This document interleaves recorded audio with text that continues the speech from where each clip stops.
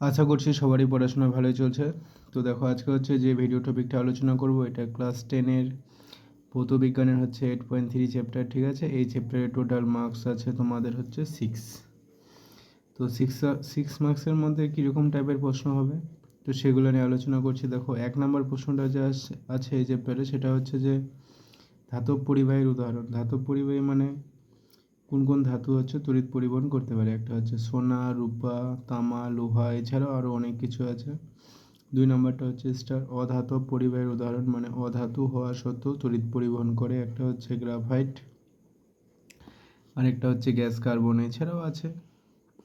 তারপরে দেখো 3 নম্বর প্রশ্নটা, যে তড়িৎ বিশ্লেষ্য পদার্থ কাকে বলে। তো এটা হচ্ছে যে যেসব যৌগিক পদার্থ দ্রবীভূত বা গলিত অবস্থায় তড়িৎ পরিবহন করে এবং তড়িৎ পরিবহনকালে রাসায়নিকভাবে বিশ্লিষ্ট হয়ে ভিন্নধর্মী নতুন পদার্থ উৎপন্ন করে, তাদের হচ্ছে তড়িৎ বিশ্লেষ্য পদার্থ বলে। উদাহরণ হিসেবে দেখো কি নেওয়া আছে, যে NaCl, KCl, HCl ইত্যাদি।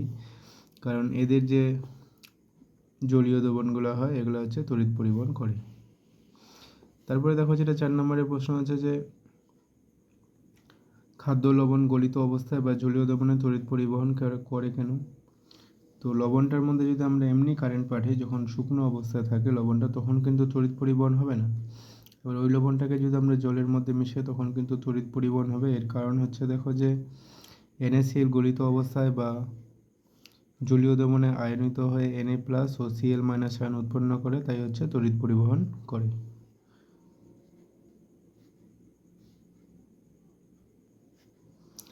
এরপরে দেখো, যেটা টপিক হচ্ছে ওই চ্যাপ্টারেরই, যে তীব্র ও মৃদু তড়িৎ বিশ্লেষ্য। তো 5 নম্বর প্রশ্নটা হচ্ছে যে তীব্র তড়িৎ বিশ্লেষ্য পদার্থ কাকে বলে। তো এটার অ্যান্সারটা হয়ে যাচ্ছে যে গলিত বা দ্রবীভূত অবস্থায় যেসব তড়িৎ বিশ্লেষ্য পদার্থের তড়িৎ পরিবহনের মাত্রা খুব বেশি হয়, তাদের হচ্ছে তীব্র তড়িৎ বিশ্লেষ্য পদার্থ বলে। মানে যারা জলীয় দ্রবণের মধ্যে আর কি, যে বেশি পরিমাণে কারেন্ট নিয়ে যেতে পারবে, সেটা হচ্ছে তীব্র তড়িৎ বিশ্লেষ্য পদার্থ। তো কয়েকটা জিনিস আমাদের মনে রাখতে হবে, যে অ্যাসিডের মধ্যে H2SO4 আছে, ক্ষারের মধ্যে সোডিয়াম হাইড্রোক্সাইড আছে, লবণের মধ্যে NaCl, মানে যেটা আমরা খাই খাদ্য লবণ, আর KCl। ঠিক আছে, এরা হচ্ছে তীব্র তড়িৎ বিশ্লেষ্য পদার্থ। এবার দেখো, যেটা আছে 6 নম্বরের প্রশ্ন, যে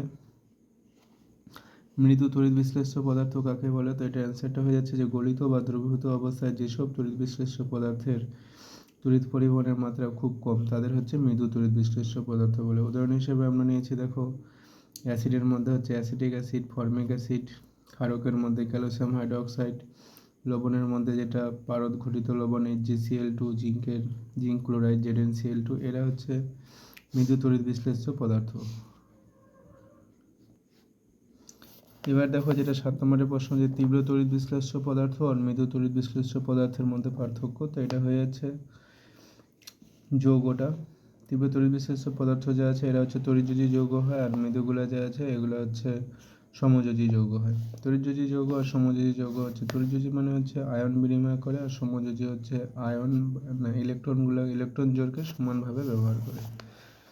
এটা হচ্ছে আয়ন ও অণু, শুধুমাত্র তীব্র তড়িৎ বিশ্লেষণে আর কি শুধুমাত্র আয়ন উপস্থিত থাকে, আর মৃদু তড়িৎ বিশ্লেষণের মধ্যে আয়ন আর অণু উভয়ই উপস্থিত থাকে। তারপরে 8 নম্বর প্রশ্নটা দেখো, যে তড়িৎ বিশ্লেষ্য পদার্থের কয়েকটা বৈশিষ্ট্য। তো এটা হচ্ছে যে এরা সাধারণত আয়নীয় প্রকৃতির যৌগ, গলিত বা দ্রবীভূত অবস্থায় আয়ন উৎপন্ন করে, এই আয়নগুলি হচ্ছে তড়িৎ পরিবহনের জন্য দায়ী। তারপর আছে 3 নম্বরটা, দেখো যে তাপমাত্রা বৃদ্ধি পেলে তড়িৎ পরিবাহিতা বৃদ্ধি পায়। এটা হচ্ছে শর্ট প্রশ্ন আসে, যে তড়িৎ বিশ্লেষ্য পদার্থগুলোর মধ্যে আমরা যখন তাপমাত্রাটা বৃদ্ধি করব, তখন তড়িৎ পরিবহনের কি মানে হ্রাস না বৃদ্ধি দেখা যাবে। তো ওটা হচ্ছে বৃদ্ধি পায়। ঠিক আছে,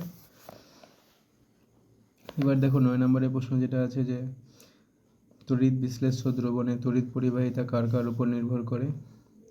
মানে আমরা যে তড়িৎ বিশ্লেষণটা বানাবো আর কি পাত্রটার মধ্যে, কিছুক্ষণের মধ্যে দেখাচ্ছি। ঠিক আছে, মানে পরবর্তী প্রশ্নগুলোতে আছে। তেমনি জেনে রাখো, যে তড়িৎ বিশ্লেষ্যর প্রকৃতিটার উপর নির্ভর করবে, দ্রবণের গাঢ়ত্বের উপর নির্ভর করবে, তাপমাত্রার উপর নির্ভর করবে। এবার যেটা দেখো, যে 10 নম্বরের প্রশ্ন আছে, যে মৃদু তড়িৎ বিশ্লেষ্যের জলীয় দ্রবণে তড়িৎ পরিবহন ক্ষমতা কম হয় কেন। এই কারণ একটাই, মৃদু তড়িৎ বিশ্লেষ্যের জলীয় দ্রবণে আয়নের সংখ্যা কম থাকে, তাই তড়িৎ পরিবহন ক্ষমতা কম হয়। এবার দেখো, যে এটা মোস্ট ইম্পর্টেন্ট, কিন্তু ধাতব পরিবাহী ও তড়িৎ বিশ্লেষ্য পরিবাহীর মধ্যে পার্থক্য। তো এটা হয়ে যাচ্ছে, যে যেটা ধাতব পরিবাহী আছে সেগুলো হচ্ছে তড়িৎ পরিবহন, মুক্ত ইলেকট্রনগুলো তড়িৎ পরিবহন করে, আর তড়িৎ বিশ্লেষণের মধ্যে ক্যাটায়ন আর অ্যানায়নগুলো তড়িৎ পরিবহন করে। আর পরিবর্তন, ধাতব পরিবাহী যখন মনে করি যে তামার তারটা দিয়ে কারেন্ট যাবে, তখন তো সেটার কোনো পরিবর্তন হয় না। তো ওটাই বলছি যে রাসায়নিক পরিবর্তন ঘটে না, আর তড়িৎ বিশ্লেষ্য পরিবাহীগুলোর মধ্যে রাসায়নিক পরিবর্তন ঘটে। তারপর আছে দেখো যে উষ্ণতার প্রভাব। ধাতব পরিবাহীগুলো যা আছে যে উষ্ণতা বাড়লে তড়িৎ পরিবহন ক্ষমতা কমে যাবে, মানে যত উষ্ণতা বাড়বে তারটার মধ্যে দিয়ে কারেন্টের প্রবাহটা একটু হলেও কমবে। আর তড়িৎ বিশ্লেষ্য পরিবাহীগুলোর মধ্যে এগুলোর হচ্ছে উষ্ণতা যদি বাড়ে তড়িৎ পরিবাহিতাটা আরও বেড়ে যায়, মানে কারেন্টের ফ্লোটা বেশি ভালোভাবে হয়। তো এবার দেখো ওই যে টপিক হচ্ছে তড়িৎ বিশ্লেষণ। তো তড়িৎ বিশ্লেষণ কাকে বলে, এটার অ্যান্সারটা হচ্ছে গলিত বা দ্রবীভূত অবস্থায় কোনো তড়িৎ বিশ্লেষ্য পদার্থের মধ্যে দিয়ে তড়িৎ প্রবাহ চালনা করলে পদার্থটির রাসায়নিক পরিবর্তন ঘটে এবং নতুন ধর্মবিশিষ্ট পদার্থ উৎপন্ন হয়। এই প্রক্রিয়াকে হচ্ছে তড়িৎ বিশ্লেষণ বলে। ঠিক আছে, তারপরে দেখো 13 নম্বরের প্রশ্ন যে আছে তড়িৎ বিশ্লেষণ সংক্রান্ত শব্দকোষ কয়েকটা জিনিস, যে তড়িৎ বিশ্লেষণ যে বলে আছে জিনিসটা কি। তো এরকম একটা পাত্র নিতে হবে, ঠিক আছে, পাত্রটার মধ্যে জল নিতে হবে, আর যে জিনিসটা যে যৌগটার আমরা তড়িৎ বিশ্লেষণ করতে যাচ্ছি সেটাকে মেশাতে হবে। যেমন লবণ নিলে লবণ NaCl মেশাতে হবে জলটার মধ্যে, ঠিক আছে। তো যে তড়িৎদ্বার, এই যে এভাবে দুটো দণ্ড রাখা হয়, দণ্ডটাকে বলা হয় তড়িৎদ্বার, দুটাকে আর কি। তো যেটা প্লাসের সঙ্গে যুক্ত থাকে তড়িৎদ্বার, সেটাকে আর কি বলা হয় অ্যানোড, আর যেটা হচ্ছে মাইনাসের সঙ্গে যুক্ত থাকে তড়িৎদ্বার, সেটাকে বলা হচ্ছে ক্যাথোড, ঠিক আছে। এবার এরকম যে পাত্রটা আছে, যে পাত্রটার মধ্যে আমরা তড়িৎ বিশ্লেষণ করি, এটাকে বলা হয় ভোল্টামিটার। মনে থাকবে, এখান থেকে কিন্তু অনেক শর্ট প্রশ্ন আসবে, আর এটা বোঝার মতো বা ইন্টারেস্টিং আর কি। তারপরে দেখো যে 14 নম্বর প্রশ্নটা আছে যে পাত্রে তড়িৎ বিশ্লেষণ করা হয় সে পাত্রকে কি বলে, তো এটার অ্যান্সারটা হয়ে যাচ্ছে ভোল্টামিটার। তারপর 15 নম্বরের প্রশ্নটা আছে যে দেখো গাঢ় H2SO4 পরে তড়িৎ পরিবাহিতা কি হয় আর লঘুটার কি হয়। তো আমরা দেখতে পাচ্ছি গাঢ় H2SO4 তড়িৎ পরিবাহিতা হচ্ছে কম হবে আর লঘুটার হচ্ছে বেশি হবে। এবার 16 নম্বর প্রশ্নটা দেখো যে নিষ্ক্রিয় তড়িৎদ্বার কি, তো এটা অ্যান্সারটা হয়ে যাচ্ছে যে তড়িৎ বিশ্লেষণের সময় যে তড়িৎদ্বারগুলির কোনো রাসায়নিক পরিবর্তন হয় না তাদের হচ্ছে নিষ্ক্রিয় তড়িৎদ্বার বলে। মানে আমরা যেখানে যে তড়িৎ বিশ্লেষণ করি, যে তড়িৎদ্বারটা আর কি চেঞ্জ হবেই না, ঠিক আছে, সেগুলোকে আমরা বলবো নিষ্ক্রিয় তড়িৎদ্বার। তারপরে দেখা যাচ্ছে সক্রিয় তড়িৎদ্বার কি, এটা হচ্ছে যে তড়িৎ বিশ্লেষণের সময় যে তড়িৎদ্বারগুলির রাসায়নিক পরিবর্তন হয় তাদের হচ্ছে সক্রিয় তড়িৎদ্বার বলে। মানে এই তড়িৎদ্বারগুলোর সময় যখন আর কি রাসায়নিক পরিবর্তন হবে, মানে চেঞ্জেস আসবে, ঠিক আছে। 18 নম্বর প্রশ্নটা দেখো স্টার দেওয়াই আছে, তড়িৎ বিশ্লেষণের সময় কোন শক্তি কোন শক্তিতে রূপান্তরিত হয়। যখন তোমরা এবিটিএ টেস্ট পেপার করবে এই প্রশ্নগুলো পাবে, মানে পাবেই, গ্যারান্টেড, ঠিক আছে। তারপরে দেখো যে কি বলেছে যে তড়িৎ বিশ্লেষণের সময় কোন শক্তিতে রূপান্তরিত হয়, এটা হচ্ছে তড়িৎ শক্তি রাসায়নিক শক্তিতে রূপান্তরিত হয়। মানে তড়িৎ বিশ্লেষণে আমরা কারেন্ট পাঠাবো আর সেই কারেন্টটা থেকে আমরা রাসায়নিক শক্তি পাবো। তারপরে দেখো 19 নম্বরের প্রশ্নটা আছে যে তড়িৎ বিশ্লেষণে কোন তড়িৎ প্রবাহ প্রয়োজন হয়, তো এটা হচ্ছে সমতড়িৎ প্রবাহ বা ডিসি কারেন্টটা প্রয়োজন হবে।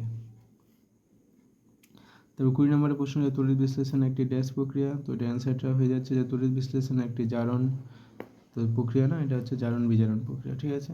কোথায় জারণ ঘটে কোথায় বিজারণ ঘটে, যেটা ক্যাথোড আছে, ক্যাথোড মানে মাইনাসটা আর কি, অ্যানায়নটার সঙ্গে মানে মাইনাসের সঙ্গে যুক্ত তড়িৎদ্বারটার কথা বলছে, সেখানে হচ্ছে বিজারণ ঘটবে। আর যেটা প্লাসের সঙ্গে যুক্ত তড়িৎদ্বার মানে অ্যানোডে, সেটাতে হচ্ছে জারণ ঘটে। এবার দেখো যেটা যে আছে 21 নম্বরের প্রশ্ন যে NaCl এর তড়িৎ বিশ্লেষণে ক্যাথোড অ্যানোডে কী কী উৎপন্ন হয়। তো NaCl এর তড়িৎ বিশ্লেষণ করলে আমরা ক্যাথোডে পাবো Na আর অ্যানোডে পাবো ক্লোরিন গ্যাস, ঠিক আছে, এরকম আর কি উৎপন্ন হয়। এরপরে দেখো যে জলের তড়িৎ বিশ্লেষণ টপিকটা আর কি। তো 22 নম্বরের প্রশ্নটা যা আছে জলের তড়িৎ বিশ্লেষণে কী কী ব্যবহার করা হয়। তো এটা হচ্ছে তড়িৎ বিশ্লেষ্য হিসাবে 2% H2SO4 যুক্ত জল, ভোল্টামিটার, হফম্যান ভোল্টামিটার ব্যবহার করব। তারপর তড়িৎদ্বার হিসাবে প্লাটিনাম পাত ব্যবহার করব। তো এখানকার মধ্যে এটা বেশি আছে যে জলের তড়িৎ বিশ্লেষণে আমরা কোন তড়িৎদ্বারটা ব্যবহার করব। তো এটা অ্যান্সারটা হয়ে যাচ্ছে যে প্লাটিনাম পাত। এবার 23 নম্বরের প্রশ্নটা যে জলের তড়িৎ বিশ্লেষণে ক্যাথোড অ্যানোডে কী কী গ্যাস উৎপন্ন হয়, এটা হচ্ছে মোস্ট ইম্পর্টেন্ট প্রশ্ন। তো ক্যাথোডে উৎপন্ন হচ্ছে হাইড্রোজেন গ্যাস আর অ্যানোডে উৎপন্ন হবে অক্সিজেন গ্যাস, ঠিক আছে।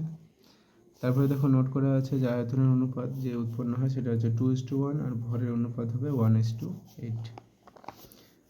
তারপরে প্রশ্নটা দেখো যে জোরের তড়িৎ বিশ্লেষণে H2SO4 পরিবর্তে HCl বা HNO3 ব্যবহার করা হয় না কেন?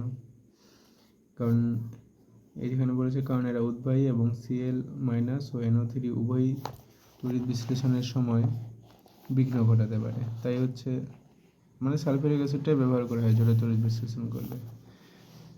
তারপরে দেখো এই যে এটা দেখে নাও, ঠিক আছে। আর নেক্সট ভিডিও আমি খুব তাড়াতাড়ি আনছি, তো আজকের এই ভিডিওতে এই পর্যন্তই, দেখা হচ্ছে নেক্সট ভিডিওতে।